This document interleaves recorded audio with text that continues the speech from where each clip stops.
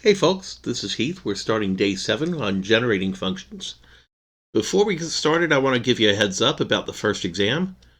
The first exam is going to be on February 13th, which is next weekend, not this coming weekend. I am going to schedule it so that you have a window of time to complete this test, so that you don't have to all complete it synchronously, that you can work it out within a window of time in your schedule. If you were in any of my other pandemic classes, that's how I've worked with the other exams. So, for example, the exam might open at like 9 o'clock in the morning, stay open until 9 o'clock at night, but that doesn't mean you have 12 hours to work on it. Once you start the exam, you have 2 hours to finish it from the time you start it. There'll be a clock on it. So we'll talk about that a little bit more closer to the time of the date of the test, and I will post a practice test before then that you can go ahead and start working with. So I just wanted to give you a heads up now that's coming up. All right? Okay, so let's get started. Trent is playing a dice game using 12-sided dice. He has 4 dice, and he wants to roll a total of 24. How many ways of there for him to do that? So the idea is that there are all these different possibilities. We could get a 6 on all 4 dice. We could get a 10 on 2 of the dice and a 2 on the other 2 dice. We could get, let's see. I think we can do, let's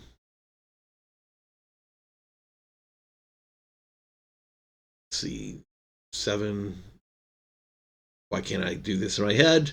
That's okay. 5 and 7 on one dice, that would be 12, and then 3 and 9 on the other dice, that would be 12. So on and so forth. The idea that might come to mind is to think of this as a robot problem again, where you have, sort of like 4 bins.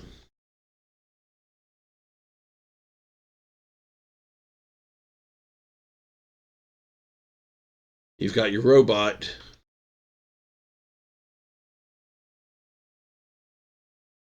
running through here with a box that holds 24 and can pull 6 from this bin and 6 from this bin and 6 from this bin and 6 from this bin.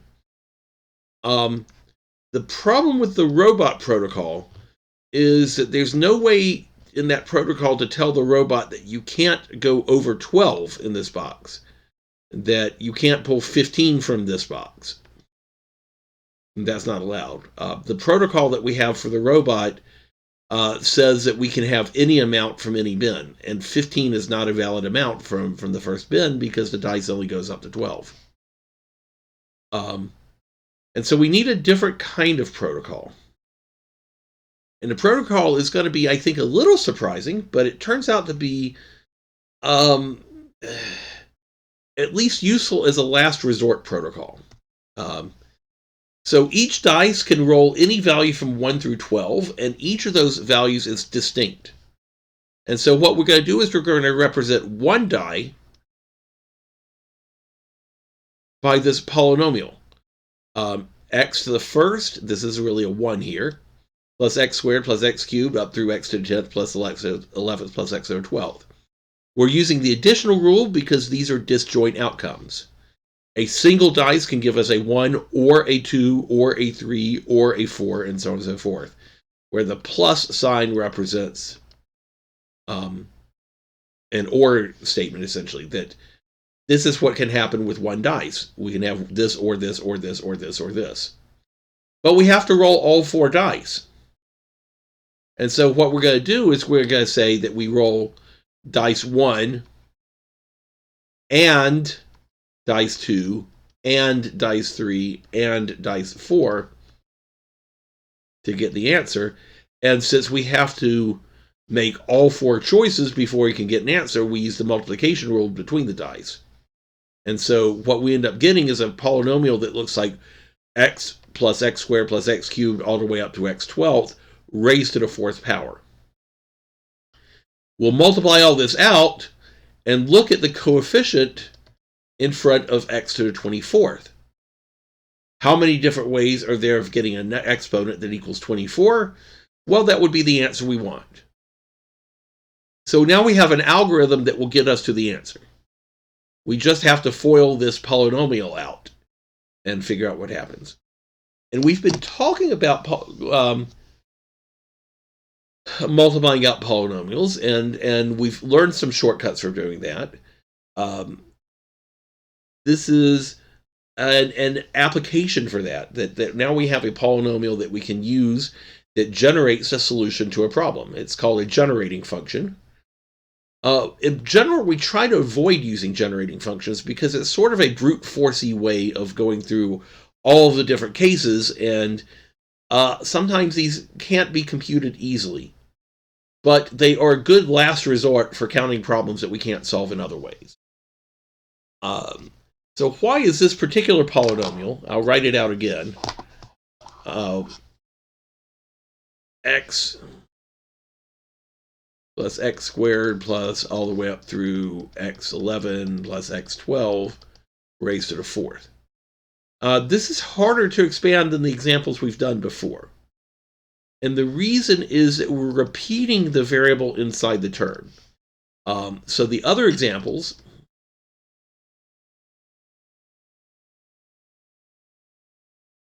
look like things like x plus 2y plus z raised to the seventh, where all of these variables are different.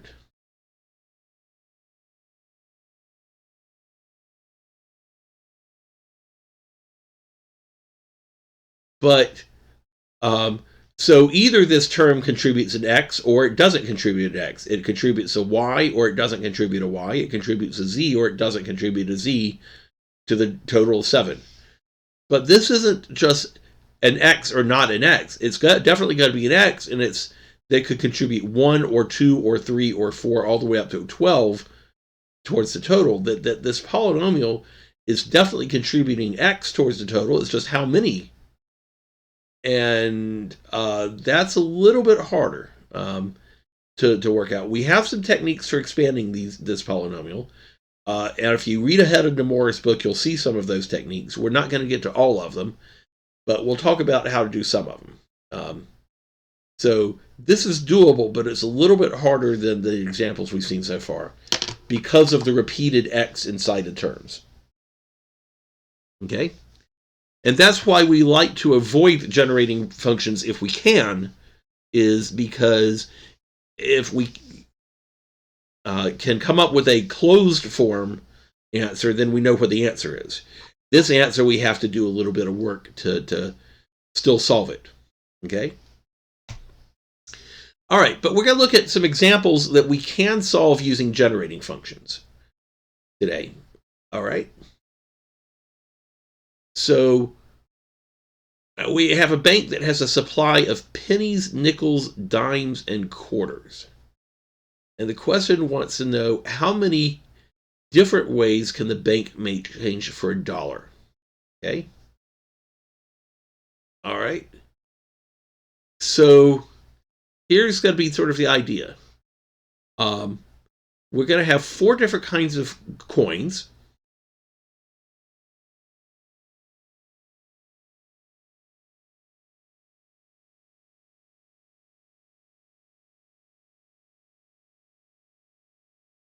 And so we're going to have 4 polynomials.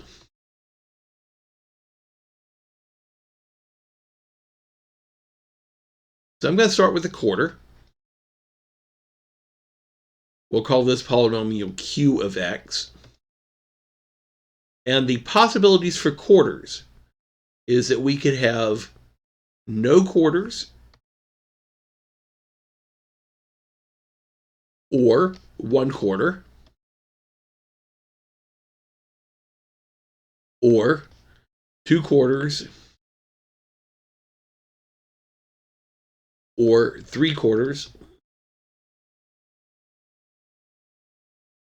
or 4/4.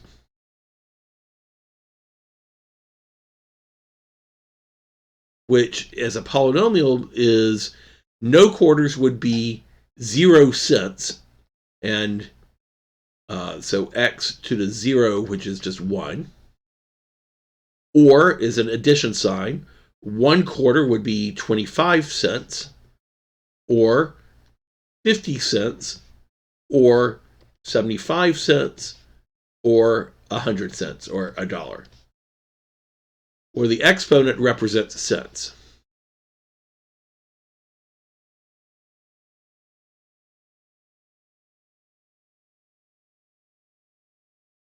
So those are the disjoint possibilities for how many quarters we can have when the bank makes their change. It might have no quarters, or 1 quarter, or 2 quarters, or 3 quarters, or 4 quarters. So then if we look at dimes, we'll have a polynomial, I'll call it d of x, d for dimes, which will have either no dimes, or 1 dime, or 2 dimes, or 3 dimes. And again, my exponent is in cents, so we could have up to 9 dimes or 10 dimes. All right. Then we have a possibility for nickels.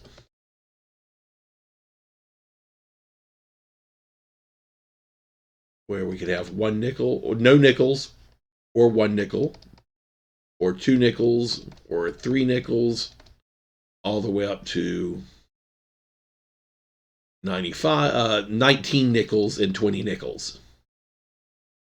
That would be sort of an ugly way of getting change, but not as bad as getting 100 pennies, which is what's the last one we get here.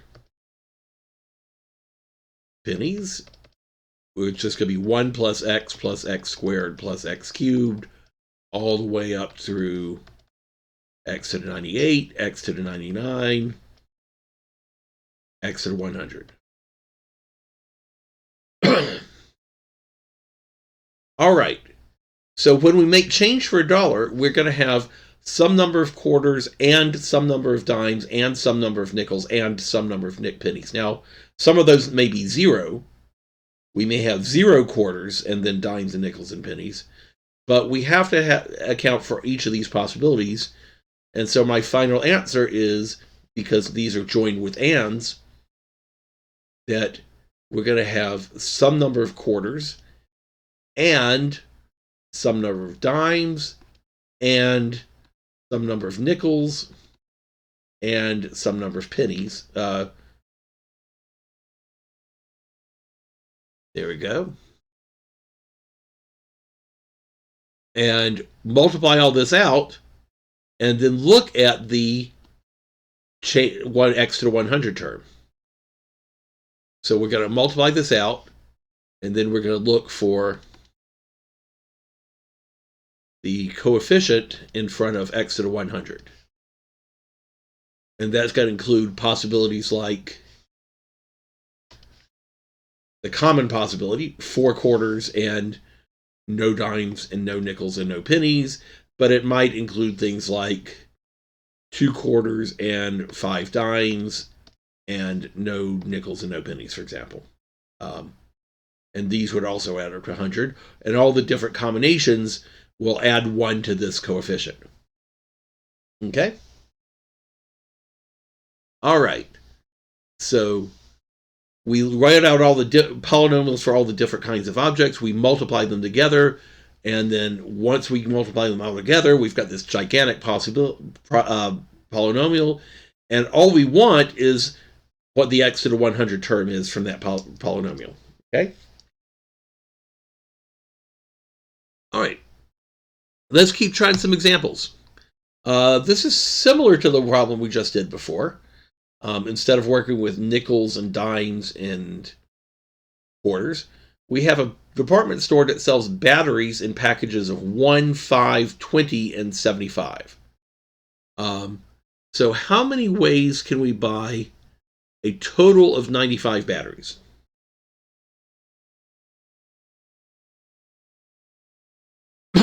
So if we call these package sizes, let's say A, B, C, and D, then my probability for, or my polynomial for d of x is just 1 plus x to the 75. I can have no 75 packs. I could have one 75 pack. I couldn't have two 75 packs because that goes over. That goes over my total. So then my possibilities for C are 1 plus x to the 20th, x to the 40th, x to the 60th, and x to the 80th, and then I can't go over 95 batteries, so I stop there. My possibilities for B are 1 plus x to the 5th, plus x to the 10th, plus x to the 15th, all the way up through x to the 95. And then finally for my A polynomial, it's just 1 plus x squared plus all the way up through 94, 95. I don't want to write all that out. We multiply these together. So we're using the addition sign here because each of these is disjoint. Either we have no 20 packs, or one 20 pack, or two 20 packs, or three 20 packs, or four 20 packs. But we can't have them both. But we multiplied now because we're looking at ands. We could have no 75 packs and one 20 pack and, say, 15 5 packs and 5 1 packs, for example. And that would give us a combination there. Okay? All right, so that's the way that this all kind of works out here. So then we multiply d of x times c of x times b of x times a of x. And after doing all that multiplication, we just want the x to 95 term. Then look at the coefficient of x to the 95. And whatever that coefficient is will be the answer to the question. But we've had to do a lot of calculations. We have to FOIL out 4 increasingly long polynomials just to get our answer. And we have a bunch of extra terms that we didn't need. All right. But if you have to get the answer, this is a way of doing it. Okay. All right, we have a box with 6 green balls, 5 red balls, and 8 yellow balls. How many ways are there of choosing 10 balls from the box if the number of green balls has to be even? So we have 3 different kinds of balls: green balls, red balls, and yellow balls. I'll start with the red balls. There are 5 of them, so we could have none of them, 1 of them, 2 of them, 3 of them, 4 of them, or 5 of them. That is, those are the number of ways I can choose red balls. I can choose none of them, or 1 of them, or 2 of them, or 3 of them, or 4 of them, or 5 of them. And the same rule applies to the yellow balls, except that there are 8 of them.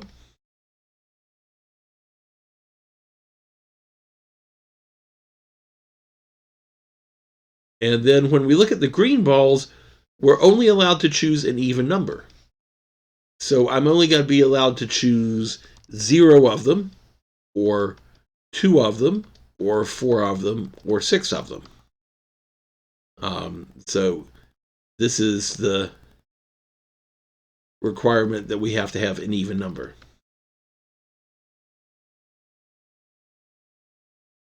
We'll multiply out g of x times r of x times y of x and look for we're choosing a total of 10 boxes, look for the x to the 10th term. Okay.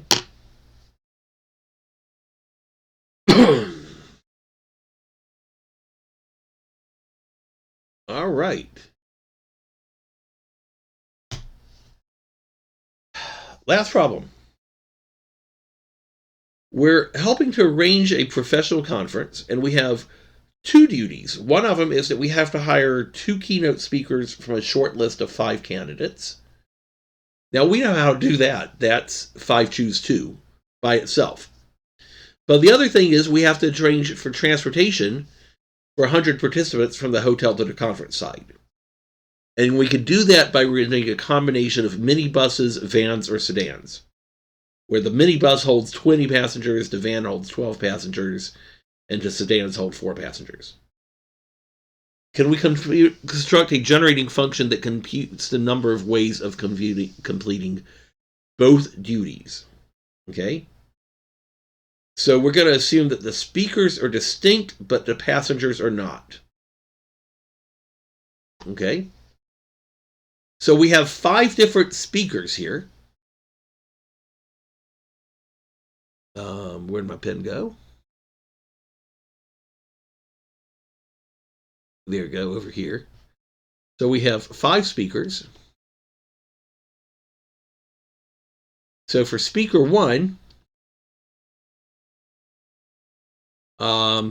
we either don't use speaker 1 or we decide we will use speaker 1. So 1 plus S. And then for speaker 2, either we won't use speaker 2 or we will use speaker 2. And for speaker 3, either we won't use them or we will use them. But we can't use speaker 3 more than once. It's either S to the 0 or S to the first. And so for the speakers, we end up with 1 plus S raised to the 5th. Okay? As the number of ways of choosing speakers from all of these. And then for the buses, we can have minibuses, vans, and sedans. The minibuses, we can have no passengers, or 20 passengers, or 40 passengers, or 60 passengers, or 80 passengers, or 100 passengers. For the vans, we can have no vans, 1 van, 2 vans. We're going to have to stop when we reach 96, which is 8 vans, because 9 vans is going to take us over. Okay? And then for sedans, we can take them in groups of 4. Passengers to the 4th, passengers to the 8th, up through passengers to the 100. We're going to multiply all of these. So the generating function we're going to compute is 1 plus S to the 5th, S for speakers, times M of P times V of P times S of P. All right. So multiply the function for the minibuses times the function for the vans times the function for the sedans. I probably shouldn't use S in 2 places to stand for speakers and 1 for sedans. And so I'm going to use C for car instead, just to be careful about my notation. All right. And the other question is, once we have this function, 1 plus S raised to the 5th power times M times V times C, which term of the generating function do we need to answer the question? Well, we need the term in which 2 of the speakers have been chosen and 100 of the passengers have been transported. So we multiply all this out, look for this term, and that term would answer the question. Okay? So the nice, easy thing about generating functions is they tend to be easy to set up. They're not a very elegant solution in terms of computing resources and computing time to multiply a whole bunch of things out just to find one term out of the whole expansion is not a very efficient way of solving the problems, but as a brute force way, it works okay. All right. And on that note, we're going to wrap up the week. Y'all have a nice Friday off, and I will see you folks again on Monday. Y'all take care.